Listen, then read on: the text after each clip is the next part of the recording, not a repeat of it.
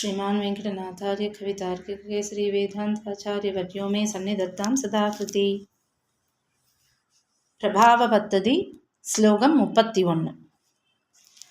वन्दे तत्रङ्गनाथस्य मान्यं पादुकयोर्युगम् उन्नतानामवनतिः नतानां यत्र चोन्नतिः. பதபதார்த்தம்.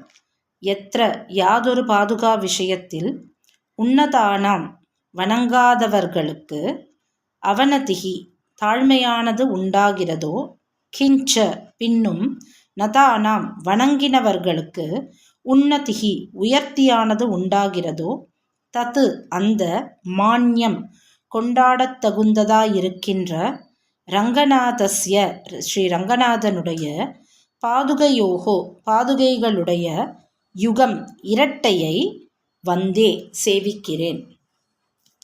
இப்போ இன்னிலேருந்து நம்ம பிரபாவ பத்ததி பார்க்க போகிறோம். இது 3வது பத்ததி. முதல்து பிரஸ்தாவ பத்ததி, அதுக்கப்புறம் சமாக்கியா பத்ததி பார்த்தோம். இப்போ பிரபாவ பத்ததி. இந்த பிரபாவ பத்ததி, பிரபாவம் அப்படின்னாலே பெருமை, பாதுகையோட பெருமையை பற்றி பேசுகிற பத்ததி.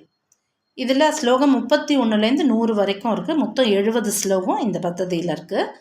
இது முழுக்கவே பாதுகையோட பெருமையை தான் பேச போகிறார் சுவாமி. அதில் முதல் ஸ்லோகத்தில் சாய்க்கிற, எப்பேற்பட்டவள் பாதுகை அப்படின்னா, வணங்கினவர்களுக்கு உயர்த்தியானது உண்டாகும், வணங்காதவர்களுக்கு தாழ்மையானது உண்டாகும் அப்படின்னு சாய்க்கிறார் இந்த ஸ்லோகத்தில். இப்போ பெருமாளோட வஸ்துக்கள், பெருமாளை சேர்ந்த வஸ்துக்கள்னா உடைமைகள் அப்படின்னா நிறைய இருக்குது.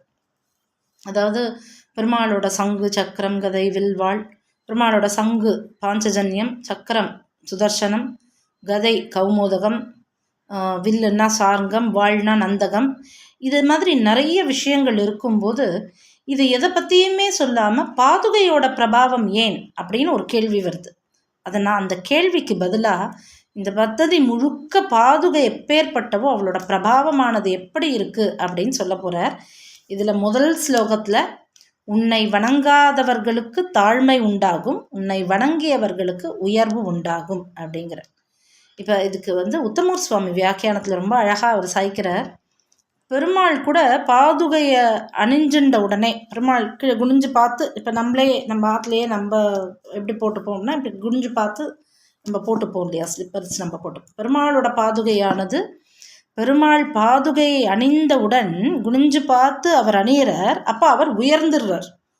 பாதுகையை துறந்தவுடன், அதை கழட்டி வச்ச உடனே அவர் தாழ்ந்து விடுகிறார். அது எப்படி அப்படின்னா, இப்போ ஒரு ஹீல் ஸ்லிப்பர் இருக்குதுன்னு வச்சுக்கோங்களேன், நம்ம போட்டுட்ட உடனே நம்மளோட ஹைட்டு ஜாஸ்தி ஆகும். அதை விட்டு இறங்கின உடனே நம்மளோட ஹைட்டு கம்மியாகும். அந்த மாதிரி அவர் சுவாமி சாய்க்கிற, அது பாதுகையை அணிஞ்சுட்ட உடனே பெருமாளே உயர்ந்து போயிடுறார். பாதுகையை துறந்தவுடன் அவரே தாழ்ந்து விடுகிறார். பெருமாளுக்கே அந்த கதி தான். பாதுகையை சாத்தின்றார்னா அவருக்கு உயர்வு உண்டாருது, பாதுகையை துறந்துட்டார்னா அவருக்கு தாழ்வு உண்டாருது. அப்படின்னா நம்மளோட கதியெல்லாம் என்ன? ஆக இந்த பாதுகையின் பெருமையை முதல் ஸ்லோகத்திலேயே சொல்கிறார். உன்னை வணங்கியவர்களுக்கு உயர்வு உண்டாகும், உன்னை வணங்காதவர்களுக்கு தாழ்மை உண்டாகும் அப்படிங்கிற. இதோட உட்கருத்தா நம்மாண்டவன் வியாக்கியானம் என்ன சாய்க்கிறதுன்னா, ஆழ்வாரை வணங்கினோம்னா, இங்கே இதுக்கப்புறமா இருக்கிற எல்லா ஸ்லோகத்துக்குமே உட்கருத்தா நம் சுவாமி நம்மாண்டவன் வியாக்கியானம் எப்படி இருக்கும் அப்படின்னா, ஆச்சாரியர்கள் ஆழ்வார்களை வணங்கினாலே நமக்கு அந்த பெருமாளை சேவிக்கிறத விட அதிகமான பலன் கிடைக்கும் அப்படின்னு. இதில் உட்கருத்தா எப்போவுமே ஆழ்வார் ஆச்சாரியர் தான் ஆண்டவன் சுவாமி எடுப்பார். ஆக இந்த முதல் ஸ்லோகத்திலேயே பாதுகை அப்படின்ற இடத்துல நீங்கள் அந்த வேர்டை அதோட சினானிம்ஸாக நீங்கள் ஆழ்வார் ஆச்சாரியன் அப்படின்னு போட்டுன்னு வந்தீங்கன்னாலே புரியும். ஆழ்வாரை அல்லது ஆச்சாரியனை அண்டினவர்களுக்கு எப்பவுமே ஏற்றம்தான், மோட்சமே கிடைக்கும். அப்படி வணங்காதவர்களுக்கு சம்சார பந்தம் போகவே போகாது. நம்ம திருப்பி திருப்பி இங்கேயே புனரபி மரணம் புனரபி ஜனனம் இங்கேயே நம்ம சுற்றின்னு இருக்க வேண்டியது தான். எப்போ நம்ம ஆச்சாரியனை அடைகிறோமோ, நம்மளுடைய ஆச்சாரியனை எப்போ நம்ம நோக்கி சேர்றோமோ, அப்போ தான் நமக்கு ஒரு ஏற்றமே கிடைக்கிறது. ஏற்றம்ங்கிறது இங்கே மோட்சத்தை குறிப்பிடுறார்.